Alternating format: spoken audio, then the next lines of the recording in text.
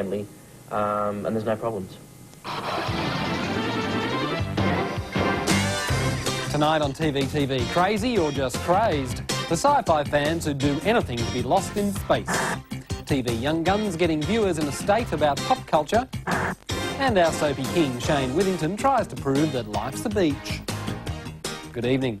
For a night of pure visual silliness, it's hard to go past the Naked Gun movies. To coincide with the release... Sam has discovered there's a devoted crew of stargazers who maintain more than a passing interest in the 60s sci-fi show. For me, it was a part of my childhood, a part of growing up. There's no sex, there's no graphic violence, there's no swearing. You're bubbling bird brain. It's good, it takes your mind off the real world. Danger! Danger! Can you please stop coming? They came from all over Australia.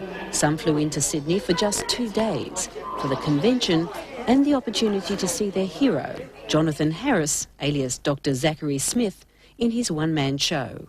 I travelled 2,000 miles and my brother Robert travelled 1,000 miles. I'm from Adelaide, he's from Melbourne. Just to be here at the convention? Just to be here. Just to be at the convention, yeah. Just to see Dr. Smith. It's a bit like meeting Father Christmas. He's just a great old guy, and when you meet him in person, he's just fabulous. You know, he's nothing like the character on the show. He's charming, he's witty, he's intelligent, and he's so good for his age. It's a wonderment to me, it really is, and I love it. You think it is bad to be worshipped and adored. It is not bad. I enjoy it. The Lost in Space Australia fan club claims to be the largest and most active in the world, with about 600 members, both here and overseas, aged from 5 to 60.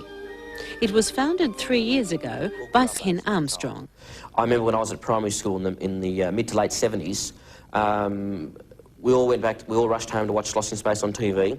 The very next day at primary school, we all were reenacting the episode we saw the night before, all playing our favourite roles like John or Don or whatever the robot. There was always Lost in Space in the school playground. And it's true, we grew up with the show, that's why it's got a cult following.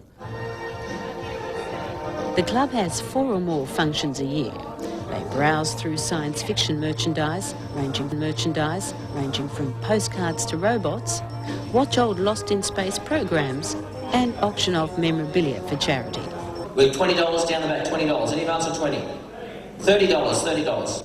And they come from all walks of life. There are doctors, lawyers, policemen and mechanics. People think that fans are unemployed and know nothing. But believe you me, they're not. They're top-notch people that have got good living, and they just like to have this as their escape to get away from reality, and they all have good fun. I mean, I get ribbed at work because of the space thing. I get called a space cadet because I'm so interested in science fiction and the future. But here, you know, you're with people who are like you. You just socialise a little bit, have a bit of fun, meet other people, and just basically relax and forget your daytime job. What's your daytime job? A dental surgeon.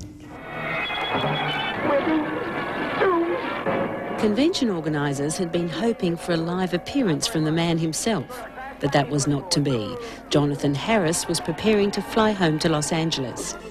However, he did put aside an afternoon for the club when he first arrived, cruising Sydney Harbour with a boat full of devoted fans. That was the most fun I've ever had. I love the scenes. I love it. And everybody on the ship was just wonderful, and they came and chatted. These people are dedicated fans. And they are not to be trifled with because they're terribly serious. And mostly, I would say 99 out of 10 are wonderful, mature people who adored Lost in Space, and it was an adorable show, so why not? What's wrong with that?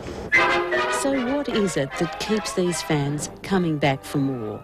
Security, it takes you back to your childhood, brings back memories that are locked in the memory banks upstairs, and you see, example, you see a certain episode and you remember back the time when you first saw it and you thought, oh yes, we were doing this as a child, out the backyard playing this. And truly, you see something and either hearing the music or seeing the episode it unlocks the memory banks and you think back to what you're doing when you're a 10-year-old. And the memories come flooding back.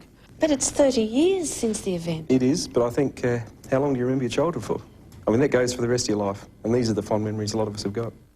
Kay Stammer's there, spaced out. Punter to punter, the coulda-beens. HG and Roy live and sweaty. Graham